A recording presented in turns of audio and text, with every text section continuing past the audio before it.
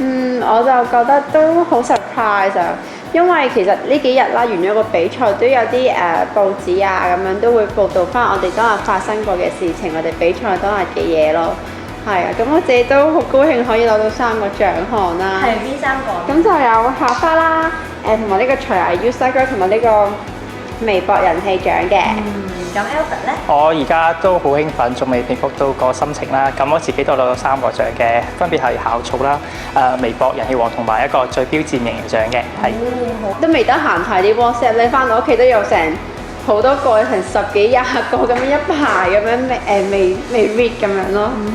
因為我自己都有邀請啲同學去睇嘅，咁我琴日一朝早就翻學啦，跟住佢哋就因為我讀韓文系，咁佢哋就用啲韓文韓語咁樣去祝賀我咯，一翻到課室一開門咁樣。咦，咁如果韓文嘅恭賀説話係點講？可唔可以？佢哋好簡單咁樣講咗句祝卡氣喎咁樣咯，係啊，祝下氣喎！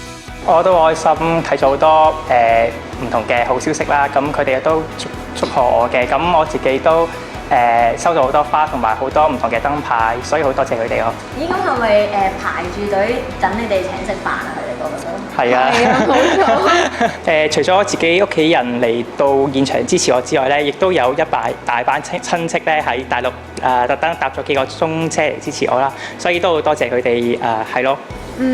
其實我爹哋媽咪當日都有嚟睇我表演嘅，咁其實喺之前當晚決賽之前啊，咁其實佢都見到我哋日日排舞啊，咁都好夜先翻屋企。其實佢哋都我知佢哋都好心痛嘅，即係見到我第二日又要翻學啊，做功課講 assignment 咁樣，咁好開心佢哋都有嚟到支持我，咁佢哋見證咗我贏咗校花呢個獎啦，咁其實都好開心。佢哋翻到屋企都都即係講好多説話鼓勵我啊，安慰下我。其實即係我係得嘅咁樣咯，咁就叫我唔使咁擔心之後嘅問題。咁但係佢都話叫我就要專注翻讀書啊，就唔好完全放棄讀書，咁就兩邊都要兼顧翻做個平衡嘅。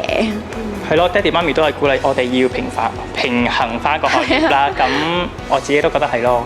咁只要我哋啲時間分配得好，其實我覺得兩邊都 OK 嘅。